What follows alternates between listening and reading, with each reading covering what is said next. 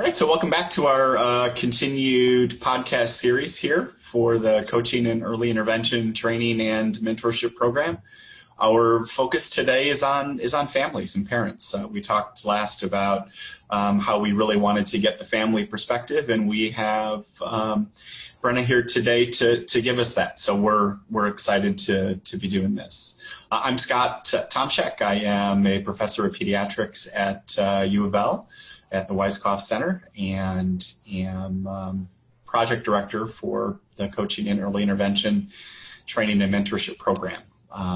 Tammy is with us today. She is a provider with VIPS. Tammy, I don't know if you want to introduce yourself a bit and tell us a little bit about your background in VIPS potentially. Yes, my name is Tammy Maynard. I'm a developmental interventionist with the VIPS program, which stands for Visually Impaired Preschool Services. And we provide services to children from birth through 5 that are visually impaired. And we go into the homes or daycares or wherever and help the parents meet the needs of the children. Super. Brenna, do you want to introduce yourself a little bit? Sure. My name is Brenna. I'm a mother to Hunter. He participates in the VIPS services and the First Step services. Well, great.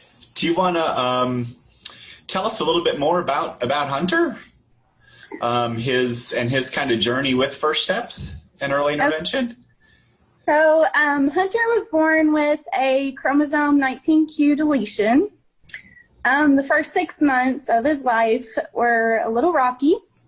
But starting at 6 months, we began early intervention services through VIPS and through physical therapy. We had several concerns. He was delayed pretty much across the board. He struggled with play, speech, vision. He's progressing nicely with all the services. Good. I don't know. Okay. Yeah, great. So I understand that Tammy recently became your provider. So you had, like you said, a physical therapist involved and yes. Another provider from VIPS, and care was transitioned? Yes. So how, once services have been transitioned, what do services look like for the two of you, and what kind of things do you work on? We primarily work on activities with Hunter that will help him with his daily life.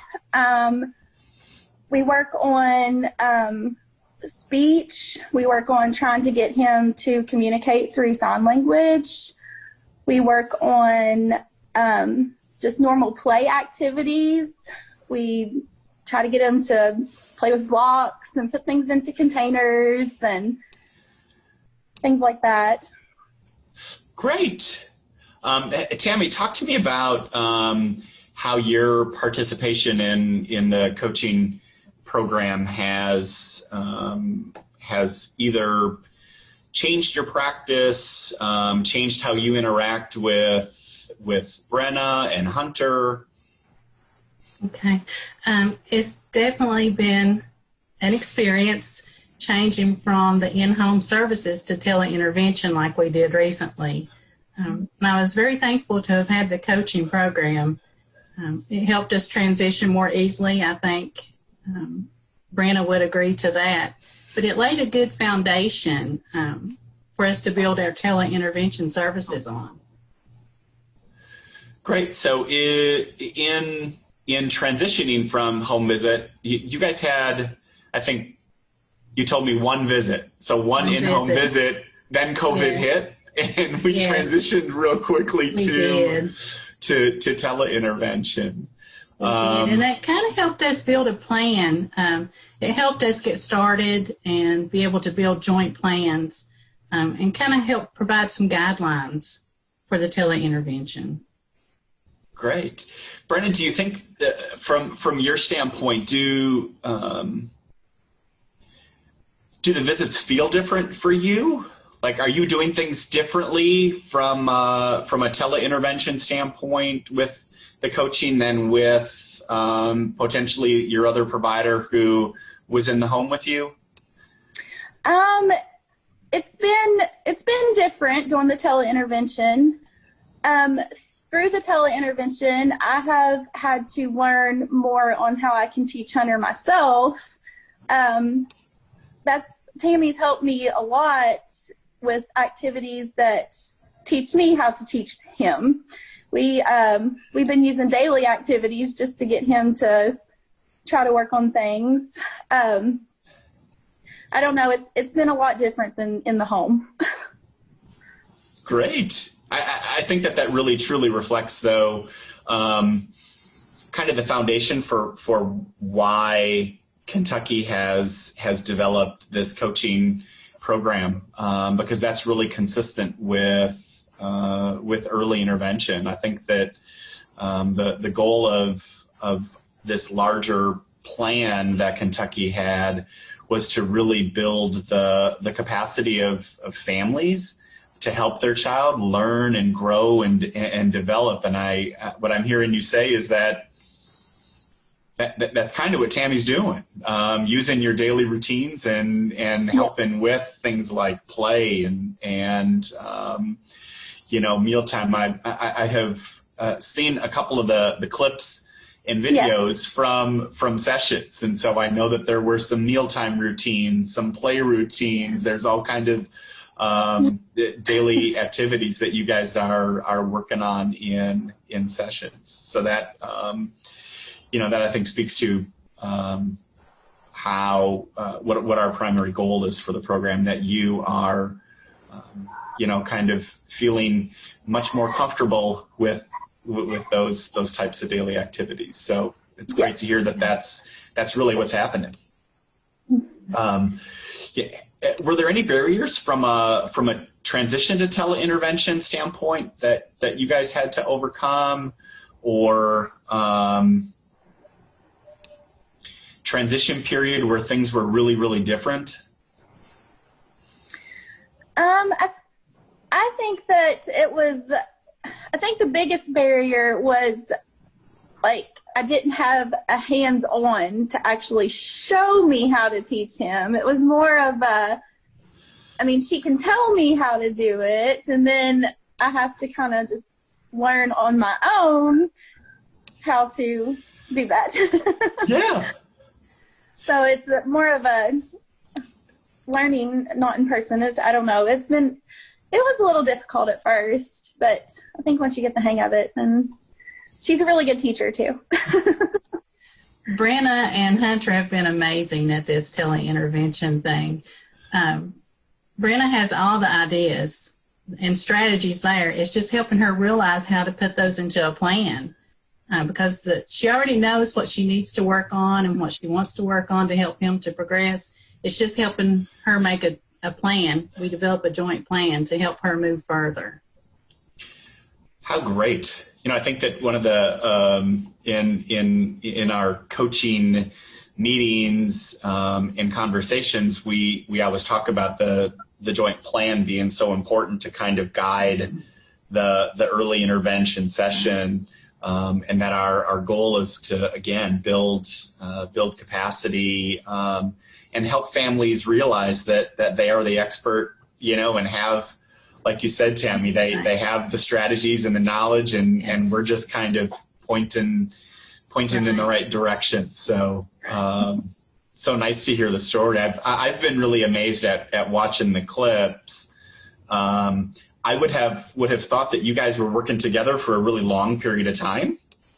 Yeah. And so when I talked to Tammy and heard that, you guys had one in-home visit and then transitioned to teleintervention, the connection between the two of you, there's clearly a bond and a trusting relationship, to see Hunter's face, as Tammy's on camera and waving at him and he's laughing and smiling. It's, it's really one of those outcomes that we have of the program, that, families are are building that trusting relationship with the providers. So it was so great to see that that in reality and in action. You know, I think we hear it through word of mouth that it's happening. Providers tell us it's happening, but it was so fabulous to see on video, and I appreciate you again coming to tell us that today. Is there anything else that you guys want to share about your collaboration, your sessions?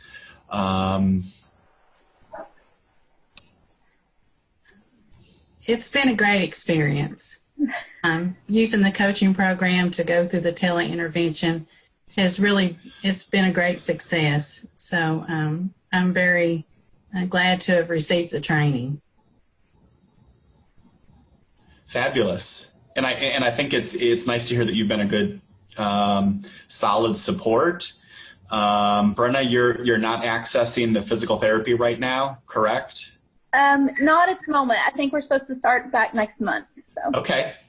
So Tammy's been the, keep the plan moving forward. Yep. And it sounds like she's really worn, multiple hats. I think sometimes we get, we see that the belief is that if there's a developmental area that's delayed, we pull a provider in to address that one developmental area, like motor, we're going to have a PT or an OT, or if there's a communication delay, we're going to have. So it's nice to hear that Tammy's really functioned as a Tammy's true. been doing everything. We have moved on. We have moved on with everything, just targeting each area, because that's what we do as DIs. Work across the board on all the areas, and he's doing great. Mom is a great teacher. Fabulous. We have, we always say we're really not we kind of lose our discipline sometimes. We're an early intervention provider, and we're all, we all have the same vision to support, families and children. So, again, I'm amazed at the bond and collaboration between you, Tammy, and the family. Thank you for being really an early adopter and a high performer. You're following a line of other VIPS providers. We've had several VIPS providers in the program who have really excelled and been high performers. So you're continuing the trend from your agency. So congratulations and thank you. We appreciate that. Brenna, thank you so much for taking the time to talk with us today. I know how busy everyone's life is, especially right now. So I am so thankful that you have taken the time to share your story and Hunter's story and your collaboration with Tammy. So thank you. Thank you for having me. Yeah. All stay well, stay safe. And as usual, if you have questions about the coaching and early intervention training and mentorship program, you can reach out to us at coaches@louisville.edu. So thanks. Thank you, Scott. Thanks. Thanks, gang.